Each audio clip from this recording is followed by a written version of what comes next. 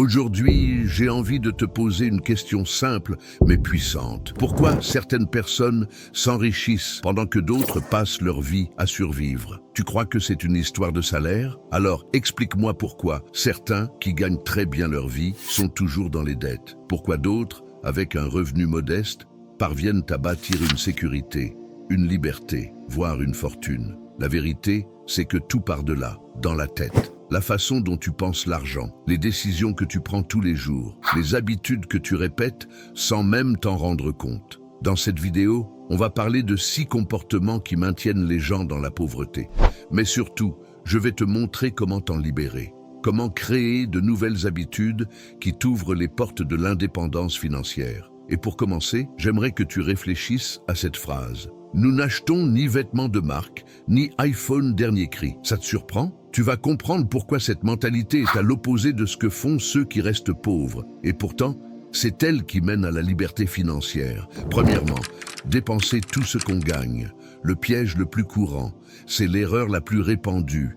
Et pourtant, c'est aussi la plus destructrice. Beaucoup de gens pensent, le jour où je gagnerai plus, tout ira mieux. Mais non. Parce qu'en réalité, quand ton salaire augmente, tes dépenses augmentent aussi. Tu t'offres une plus grosse voiture, un logement plus grand, des restos plus fréquents, un nouveau téléphone. Et tu restes au même point. Tu avances, mais tu t'enfonces. Ce comportement, c'est le reflet d'une mentalité de pénurie. Tu vis dans l'instant. Tu dépenses pour compenser, pour montrer, pour ressembler aux autres. Mais tu oublies l'essentiel, ton avenir. Mon père riche me disait toujours, si tu ne sais pas gérer 100 €, tu ne sauras jamais gérer 100 000 €. Ce n'est pas une question de combien tu gagnes, c'est ce que tu fais avec ce que tu as. Et beaucoup ne font que reproduire ce qu'ils ont vu autour d'eux, dépenser dès que l'argent arrive. Alors comment s'en sortir? Commence par te payer toi-même. Oui, toi. Avant de payer le loyer, les courses, Netflix ou les sorties, mets de côté un pourcentage fixe de ton revenu, même 5 ou 10%. Ce n'est pas juste épargner, c'est changer de logique. C'est te placer en priorité. C'est dire « mon futur mérite que je lui construise quelque chose ». Deuxièmement, croire que maison et voiture sont des signes de richesse. Tu as grandi avec cette idée? Moi aussi. Quand tu auras ta maison, ta voiture, tu auras réussi. Mais laisse-moi te dire la vérité. Une maison, une voiture, ce n'est pas forcément un actif. Un actif, c'est quelque chose qui te rapporte de l'argent. Un passif, c'est quelque chose qui t'en prend. Pose-toi la question. Ta maison te rapporte-t-elle un revenu? Ou bien te coûte-t-elle des mensualités, des impôts, des réparations, des charges? Et ta voiture? Elle perd de la valeur tous les jours, elle demande du carburant, de l'entretien, de l'assurance. Alors pourquoi les riches évitent-ils ces achats? Parce qu'ils savent que ces décisions financières peuvent devenir des pièges. Mon père riche me disait, achète des luxes uniquement quand ce sont tes investissements qui les paient. Ce que font les gens intelligents, c'est simple, ils investissent d'abord.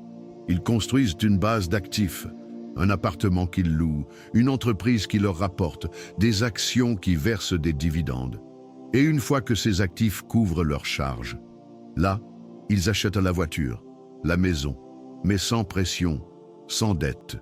Pas pour impressionner, pour se faire plaisir au bon moment. La clé, ce n'est pas de renoncer à tes rêves, c'est de les financer de façon intelligente. Troisièmement, avoir peur d'investir.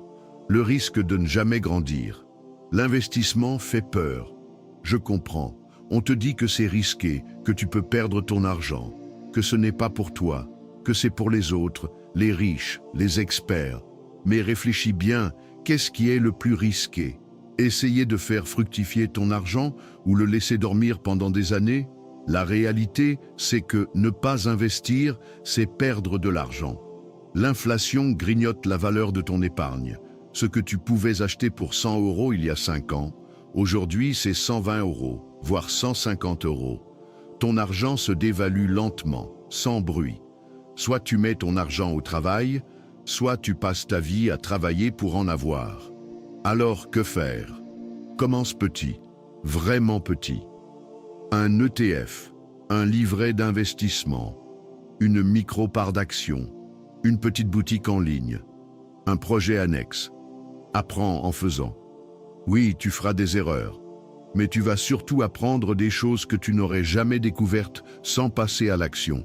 Et aujourd'hui, tu as tout apporté. Livres, vidéos, formations, podcasts. Plus d'excuses. Quatrièmement, dépendre d'une seule source de revenus. On nous a appris qu'avoir un CDI, c'était la sécurité. Un salaire fixe, une fiche de paie, c'est rassurant. Mais aujourd'hui, une crise, un licenciement, un problème de santé, et tout peut s'effondrer. Vivre avec une seule source de revenus, c'est comme construire sa maison sur une seule poutre. Les gens qui s'enrichissent font l'inverse. Ils créent plusieurs sources de revenus. Un job plus un projet en ligne, une location, des dividendes, de l'affiliation, une formation en ligne, un service freelance. Même avec peu de temps, tu peux commencer. L'important, ce n'est pas de créer une énorme entreprise, c'est de démarrer une nouvelle entrée d'argent, aussi petite soit-elle. Et surtout, pense aux revenus passifs. De l'argent qui continue à entrer, même quand tu ne travailles pas. C'est ça, la vraie liberté. Ne plus être esclave d'un horaire, d'un patron, d'une crise. Cinquièmement, ignorer l'éducation financière. Tu veux connaître la vraie différence entre ceux qui progressent et ceux qui stagnent, ceux qui apprennent et ceux qui s'en fichent. Tu peux être intelligent, talentueux, travailleur, mais si tu ne sais pas gérer ce que tu gagnes, tu vas tout perdre. On passe 15 ans sur les bancs de l'école à apprendre Pythagore, mais 0 heure à apprendre comment gérer un budget. Résultat, on vit au jour le jour. On signe des crédits qu'on ne comprend même pas. Change ça dès maintenant. Tu n'as pas besoin d'un diplôme pour comprendre l'argent. Lis un livre, regarde une vidéo, prends un carnet, note tes dépenses, apprends une chose par semaine et surtout, remets en question tes croyances. Sixièmement, les croyances toxiques sur l'argent. C'est peut-être la partie la plus profonde, celle qu'on ne voit pas, mais qui agit tous les jours dans nos décisions. Tu as grandi avec ces phrases ? L'argent est sale. Les riches sont égoïstes. On ne peut pas réussir sans tricher. Alors, sans le vouloir, tu sabotes tes propres efforts.